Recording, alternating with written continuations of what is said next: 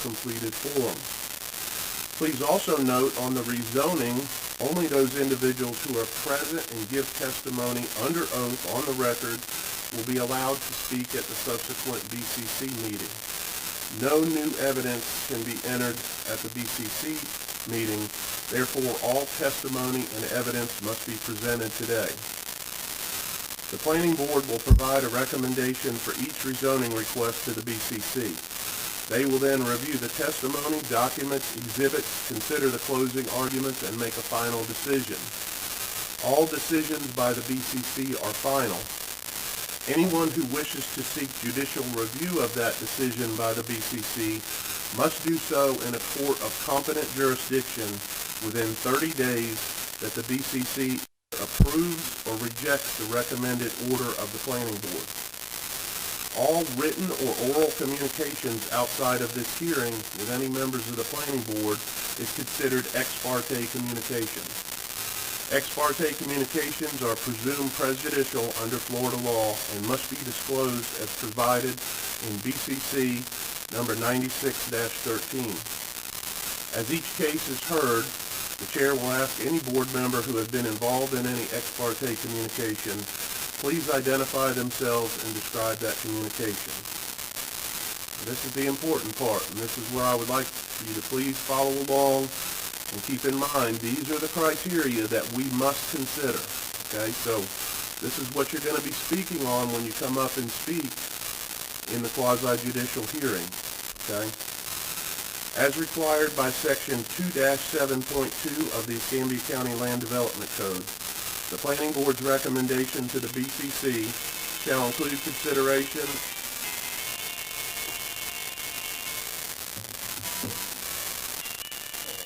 for us. You now owe us all donuts at the next meeting.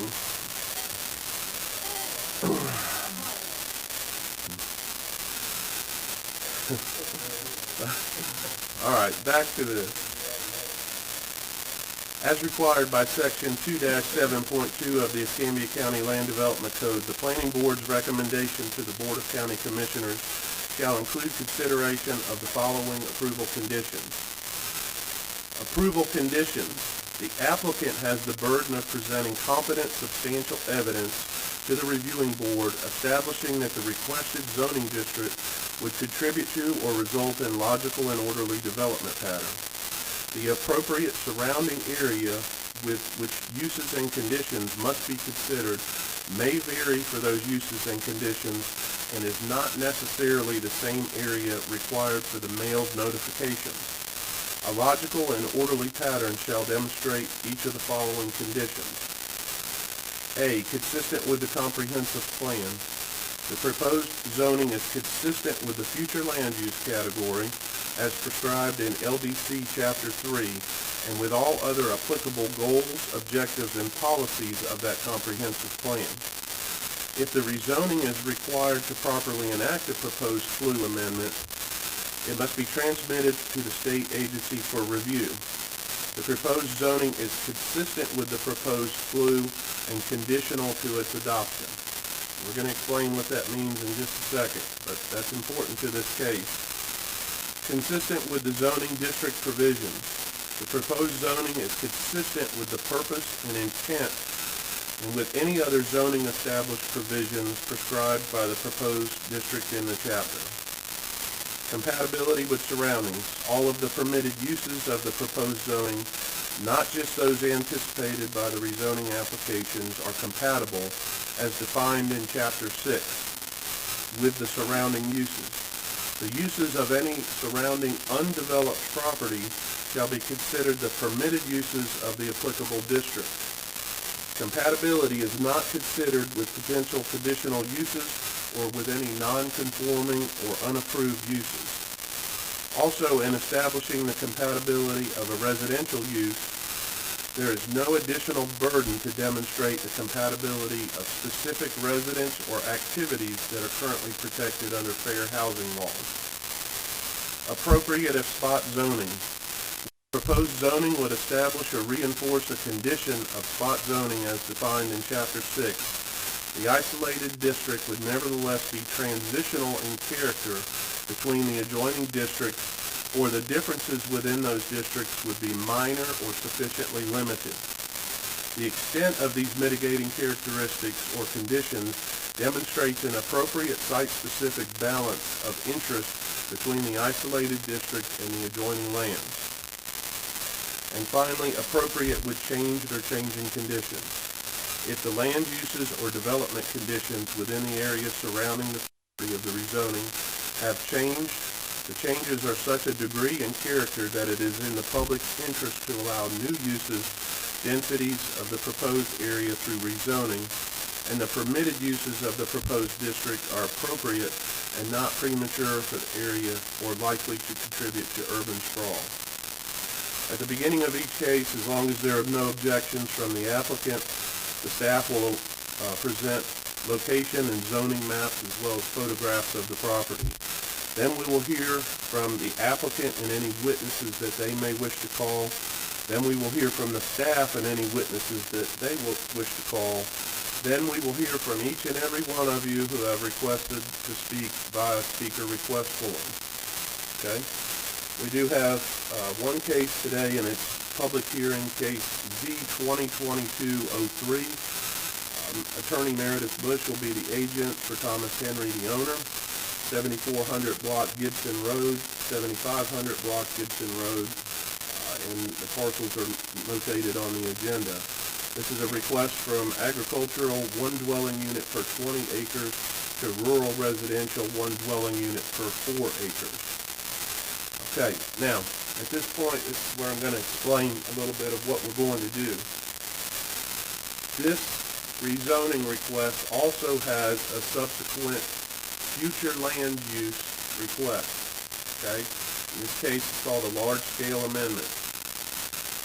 Because a rezoning would be subject to that FLU, we're going to now put the rezoning hearing on hold, and we're going to go over and address the future land use issue first. You have to have the chicken before the egg, vice versa, right? So we're going to address that. So that's why we're putting this meeting on hold, and we're going into our regular planning board meeting. We do have two small agenda items that we're going to get out of the way very quickly. It's the same attorney presenting those, and there's no objections with the state.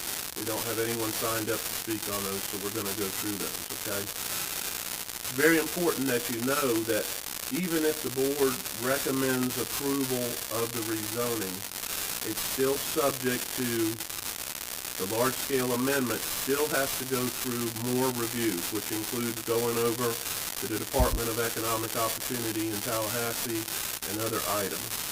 Matt, did you wish to add anything? Matt is our board attorney. Anything to make that clear for the public? No, Mr. Chairman, not at this time. If the board would recommend approval to the BCC for that rezoning, that you include in that approval that it is contingent upon the state approving the fee change. Okay, thank you, sir. Okay, so we're going to put planning board rezoning hearing on temporary hold. I'm going to hereby open the Escambia Planning Board regular meeting. I call to order. We do have a quorum. Did we have proof of publication of this hearing? Okay, Chair will entertain a motion to waive the reading of the legal. So moved. Second. Second. All those in favor say aye. Aye. Opposed? Motion carries. Are there any changes to the previous planning board meeting minutes, corrections or additions? Move to approve. Thank you. Second. Second. Second. All those in favor say aye. Aye. Aye. Okay, we will come back to the monthly update and the planning board outlook. The first case we're going to consider is a public hearing concerning a review of ordinance amending the future land use map SSA 2022-01 that the board review and recommend to the Board of County Commissioners for adoption an ordinance amending the future land use map for small-scale amendment SSA 2022. Meredith, you would like to give an opening statement, please? Sure, thank you, Mr. Chair and members of the board. My name is Meredith Bush. I am an attorney and certified planner at Clark Partington. I'm here on behalf of the applicant. Ms. fine. Bush, I'm sorry, could you move the microphone a little closer, just, it's not picking up quite, there you go. Okay, Thank is you. this better? Yes, thank you. All right, I'll start over. So Meredith Bush, attorney and AICP certified planner at Clark Partington, here on behalf of the applicant. On the small scale SSA 2022-01, we agree with findings of staff. If there are no speakers, then we're happy to waive formal presentation and ask for the expedited hearing. Okay. Staff, you have, any issues with that? Staff has no objection to that. Meets all of the criteria? It meets all the criteria for the small scale commercial to mixed use urban. Okay. Before we do an expedited presentation, we're going to ask, is there anyone from the public that wishes to speak on this matter? Remember, this is probably not the case that all of you are here for. This is number 2 on the regular planning board meeting under public hearings, number 2, SSA 2022-01. I don't have any sign-up sheets for it, but give the opportunity. All right, hearing none, Chair will entertain a motion under the expedited standards. So moved. Motion, do we have a second? Second.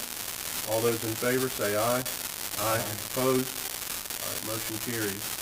Ms. Crawford, I keep calling her Miss Crawford, that was before she got married, I'm sorry, Ms. Bush? Actually divorced, but Okay. congratulations are due just the Well, same. congratulations anyway then, right? But it's Bush now. All right, very good. Sorry about that. Ms. Bush, please go ahead with number 2 then. So SSA 2022-02, this is on Pensacola Boulevard. Similar to the last case, we agree with staff findings. They support the application. We're requesting change from commercial to mixed-use urban and would ask for the expedited review. Thank you, Chair. Staff does concur. It does meet all the standard reviews there from commercial to mixed use urban on 6905 Pensacola Boulevard. Okay, thank you. Anyone from the general public here to speak on small-scale amendment 2022-02? You do have one. Okay.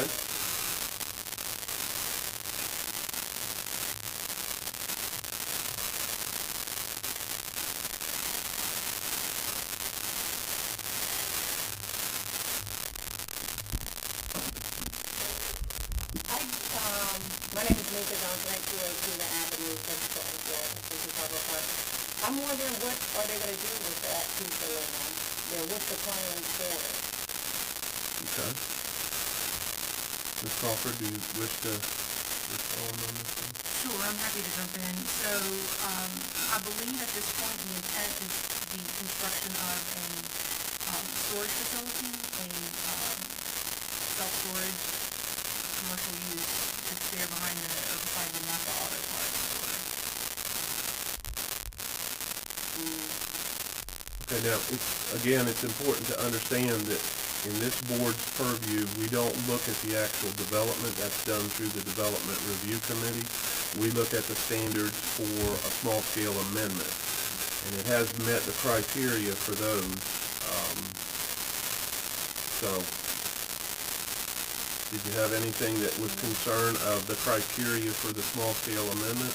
No, I just wanted to read some of the elderly residents and what they wanted to know, what they were gonna do for the last meeting. I'll tell them what to do, what you said, and what we said to do, we need to do that. Thank you. Thank you, ma'am. Okay, anyone else that wishes to speak on 2022-02? All right, hearing none, we will hereby close public comment portion. Chair will entertain a motion under expedited rules. Move to approve. Second. Motion and a second. All those in favor say aye. Aye. Aye. Opposed? All right, motion carries. Now the case that most of you are probably here for. This is a public hearing concerning the review of ordinance amending Chapter 7 of the policy for the future land use 1.1.1 to provide an amendment for the 2030 future land use map named LSA 2022-02, that the board review and recommend to the Board of County Commissioners for transmittal to the Department of Economic Opportunity. That's that extra step that we talked about. An ordinance amending the comprehensive plan, Chapter 7, 2030, flue map for the specific parcels, and I'm not gonna read each one of them in, there's multiple parcels that you can see on the agenda, requesting to change existing, flue designation from agricultural to agricultural residential, an area of 376.61 plus minus acres. Ms. Bush?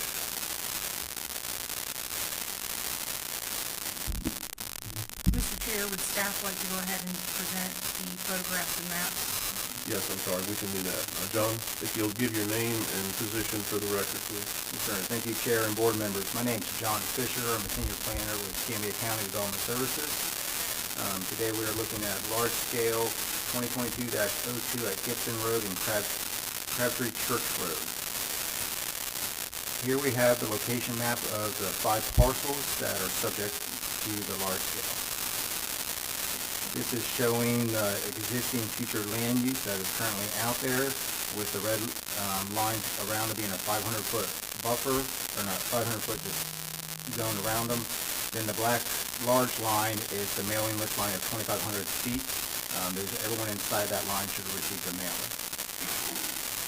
This is what the proposed future land use map amendment the applicant is asking for, is to have them rezoned to AR, agricultural residential. This is the current zoning, agricultural.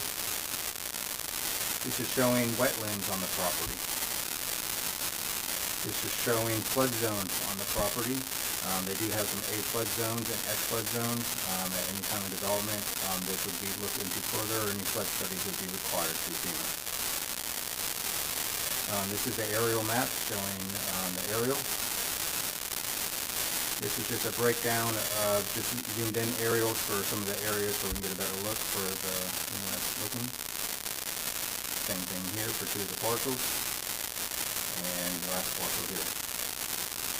And this is also a map showing the prime farmland soils that are indicated from Escambia County GIS. This is 2 public hearing signs, one for the rezoning case, one for the large scale. This is west along Crabtree Church Road. Here's, again, it's looking west along Crabtree Church Road, zoomed out. This is looking north across Crabtree Church Road to the driveway to the parcel. This is looking east along Crabtree Church Road. This is looking southeast across Crabtree Road. This is the 2 public hearing signs looking south on Gibson. And this is looking south at Crabtree Church Road, the stop sign. Looking west along Crabtree Church Road. It's looking north at Gibson Road. Looking east, intersection of Crabtree Church Road and Gibson Road. It's looking east along Crabtree Church Road. This is looking east along Crabtree Church Road. Looking south across Crabtree Church Road. And west along Crabtree Church Road and intersection at Gibson Road. Looking west along Gibson Road. This is looking east along Gibson Road. Looking south across Gibson Road from the northern parcel. And this is looking east along Gibson Road on the southern parcel on Gibson Road. This is looking south from Gibson Road and looking west along Gibson Road. And this is looking north on from the southern parcel on Gibson Road. And those are all the topographies. We did have a lot of signs posted out there due to the 5 parcels. So there's a lot of different pictures and angles. Thanks, John. Meredith, you want to go into your presentation, and then we'll allow the staff to go through the specific criteria? Great, thank you, sir, absolutely. Again, my name is Meredith Bush. I'm a board-certified local government attorney and certified planner at Clark Partington here on behalf of Mr. Thomas Henry, the applicant in this case. I'll save you the painting of having me read for you our application submitted. I'm sure you've all had a chance to review it, but I will walk through those criteria and the high points. I'll direct your attention to page 7 of the application. which is a concurrency determination acknowledgement. And I think it's important from the outset to point out that at the time of application, the applicant acknowledges that the necessary facilities and services are in place at the time a development permit is issued. And from what I've seen on Facebook and other posts related to some of the public concerns, a lot of that, I think, falls into that category of something that will be addressed at the time should a development come through. But that is something that upfront is acknowledged when someone applies for a future land use change, that they are responsible for making sure that services and facilities are in place at the time of the development permit. This request is for an amendment to 5 parcels located along or near Gibson Road in Escambia County. We're requesting a plume amendment from agricultural AG to agricultural residential. The property is generally located northeast of Highway 99 and southwest of 97 along Gibson Road. And it's our position that the current growth in the area suggests that an additional area of low-density residential development, in this case being 1 home for every 4 acres, would be in the general direction of the development of the surroundings.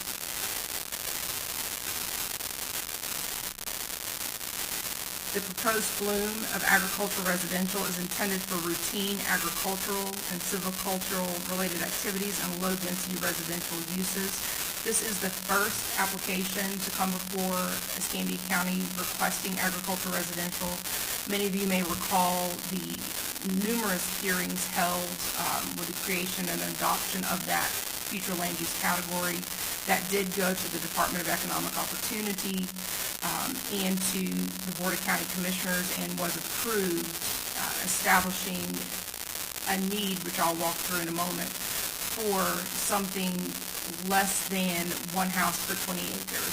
Prior to your adoption of the agricultural residential category, the options were 1 per 20 in ag or 2 per 1 acre in RC. There was nothing in the middle, and there was a need recognized and established for diversity among housing uses, diversity of densities, and for something out in the area for there to be growth less than 1 per 20.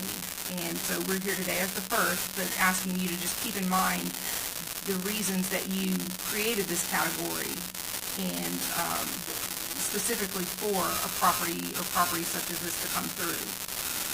When looking at the future land use change, the code and state statute requires that you consider certain categories of factors. First being environmental. Now, John showed a map of prime soils. There are some prime soils on the property. That's something that, again, at the development review process, when someone comes in to actually put a house on the ground, then they would consider the prime soils and develop around. So there wouldn't be something that would disturb any prime soils. The applicant would, or subsequent developer, would be able to use development and planning techniques such as clustering to avoid prime soils. Same with wetlands, same with the flood zone. All of that, while they exist on the property, doesn't preclude the request for a change in future land use category. It's simply something that is noted that it exists, and at the time of development through the DRC process will be analyzed. And all permits and regulations at the state and county level would be sought at the time of development. But we do acknowledge and hope you to consider that the maximum density, if the change is made, wouldn't be the full 94 acres. If you take 376 and you divide it by 4, you get, not 94 acres, 94 dwelling units. However, the property is constrained by the prime soils and the flood zones and wetlands, so you wouldn't even have that maximum out there. As far as infrastructure goes, Molino Utilities has confirmed capacity, and in the packet we submitted is documentation from Molino Utilities as the water service provider, noting that the rezoning and future land use category won't have any impact on their ability to provide services to the property.